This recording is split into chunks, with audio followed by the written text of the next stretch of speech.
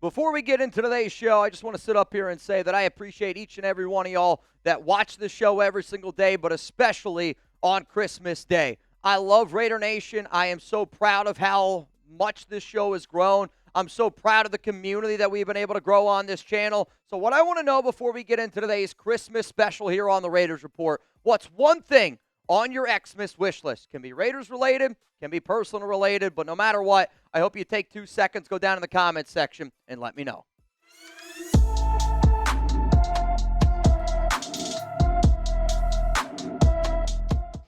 Raider Nation, what's going on? It's Mitchell Renz here, host of the Raiders Report. And again, Merry Christmas and a Happy New Year to all of y'all tuning in today. Coming up here on today's program, we're going to look at all 3 of the Christmas games because, good news, the Raiders aren't going to ruin your Christmas. And as it stands right now, we still have that shot for the number 1 overall pick. And I'm going to tell you what I'm going to be doing today. I'm going to be watching all the Christmas games. I'm also going to watch Stranger Things, which I'm pretty hyped up about. I'm going to give you my Prize Picks lineups because Prize Picks has an unbelievable deal today that you got to take advantage of. And then at the very end of the show, I think the holidays are always about sitting back, enjoying time with your friends and your family. And I'm always going to remember our great brother, the great Tuna. I'm going to give you my Christmas movie, Tuna's Top 5. Let's go to the very first matchup on Christmas Day, which my wife's a Cowboys fan. I also kind of feel bad for some of these games that are going to be going on today because at the beginning of the season, if you would have told me Washington and Dallas,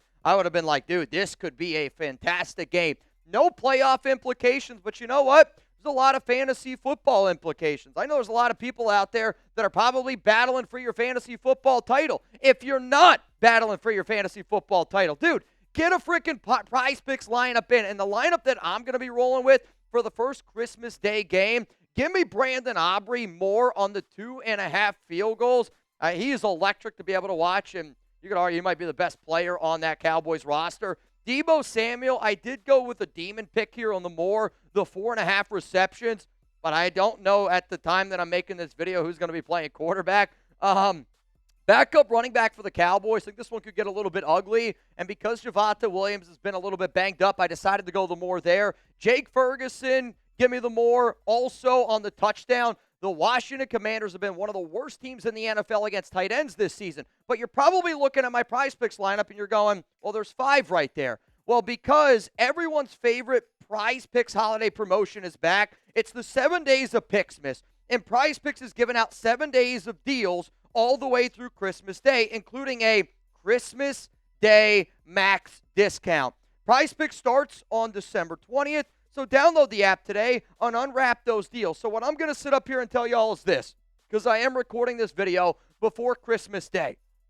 But whatever the Pixmas deal is, whatever that Christmas Day max discount is, I want you to add it to every single one of my lineups. So every lineup that you're going to see today here on the Raiders Report is going to be 5 players. It's going to be a 5-pick flex play. What I'm going to end up doing is I'm going to add that Christmas Day max discount, and I'm going to add it to each and every one of my lineups. So if you want to roll with my lineups, download the Prize Picks app today. Make sure that you use code CLNS to get $50 in lineups after you play your first $5 lineup. That's code CLNS to get $50 in lineups after you play your first $5 lineup. Prize Picks, it's good to be right. Let's go to the second game on Christmas. And another one.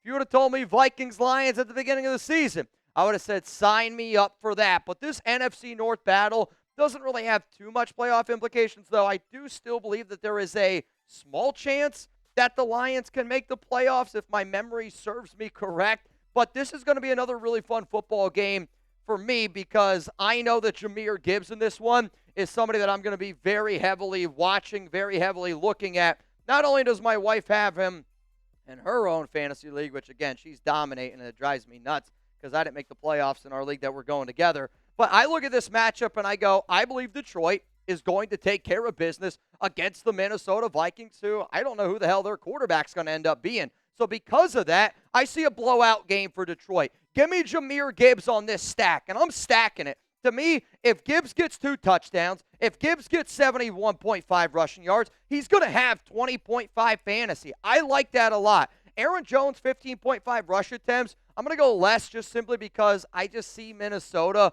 trying to race against time, trying to throw the football a little bit more. They're going to be chasing points. And then Jake Bates, the kicker for Detroit.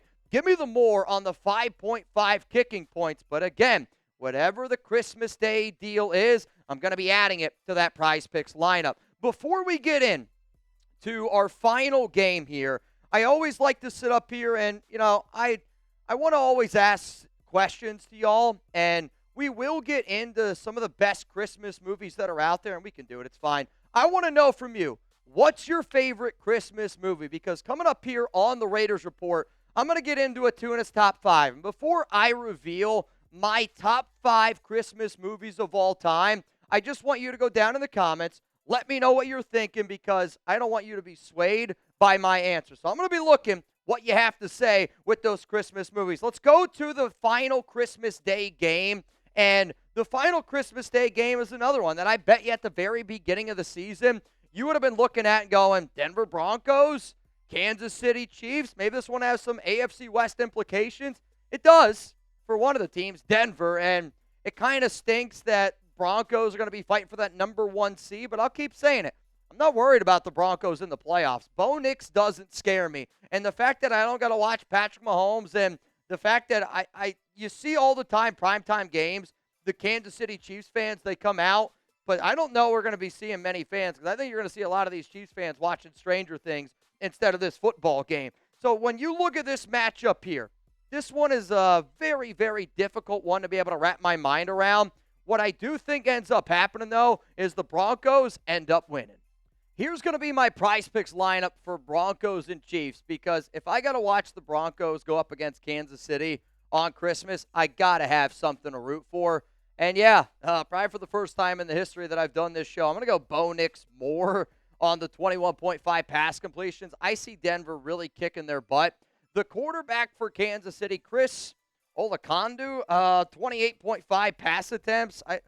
Oladokin, I don't even know the hell his name. I don't know if they do either. Isaiah Pacheco, 10.5 rush attempts. Give me the more on that, just because I think what they're going to try to do is keep Denver off the field, and they are going to have a little bit more confidence in running the football. Jaleel McLaughlin, give me the more demon pick on 29.5 rushing yards, because I believe that this is going to be a blowout game. I could see them heavily, heavily running the football. And then Jeremy Crenshaw, give me the less on 3 punts. I just don't see Kansas City forcing Denver to punt the football 3 times. So coming up next here will be my Tuna's top 5 Christmas movies. And if you don't know who Tuna is, if you're a new watcher, his name's Brandon Jasper. He was a member of our Mount Raidermore show. Unfortunately, he passed away earlier this year. And one of the things that I always wanted to be able to do is carry on his legacy.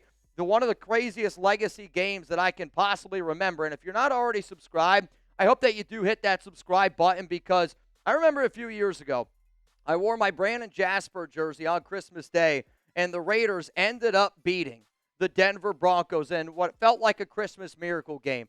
So because it's all, what did I say? The Raiders ended up beating the Kansas City Chiefs in a Christmas miracle type of game.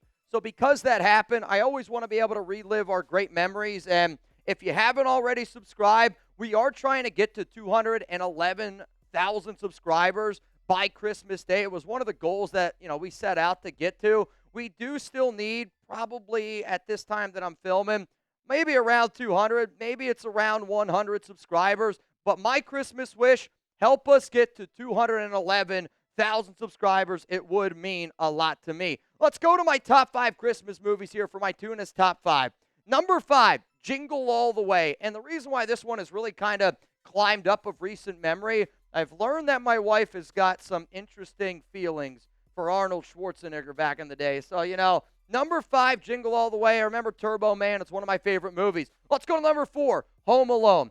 If you don't watch Home Alone during at least the first final maybe 5 to 7 days leading up to Christmas, I encourage you to do it. It's also one of the movies that I remember watching with some of my family members when I was very, very young. The number 1 movie I used to watch with my mom, coming up here next at number 3, A Christmas Story. I got to go home for a few days this past week during the holidays. Again, for me, the 18th, the 19th, and the 20th, I got to celebrate with my family. And my mom always kept saying, A Christmas Story, A Christmas Story. My wife just watched it for the very first time this year, which I thought was pretty crazy. But number 3 for me is A Christmas Story. Coming in here at number 2, it's Elf. The holidays for me are about laughing. my wife's not the biggest Will Ferrell fan, but this is going to be a movie that I watch every single year. This is going to be a movie that my kids are going to end up watching because you got to be able to laugh. You got to be able to have a good time. There's a little bit of family goodness in it as well. Shout out to Will Ferrell. Shout out to Elf. But the number one Christmas movie for me that I watch every single year is The Grinch. And it's the one with Jim Carrey. It's the one with the dog Max. I do truly, truly love it. I feel like I watch it literally every single Christmas Eve or on Christmas Day. The only other movie I'll throw in here because my wife would probably get mad at me for not talking about it, and one of her favorite actresses this past year just recently passed away. It's called A Family Stone. If you want to go watch it, it's a good movie that my family, my new family down here in Texas likes to watch. But those are my Christmas top 5 movies. If you want to let me know who your top 5 movies are, please make sure you do so. Also, if you end up watching this video today, and if you make it this late in the show on Christmas Day, don't be afraid to tag me on IG. Don't be afraid to tag me on Twitter. Don't be afraid to tell me that you appreciate not only the content that me and my team provide here, but also everybody that always shows up, because I am very, very grateful for the community that the Raiders Report has been able to grow, and I hope that we can continue to grow as a team in 2026.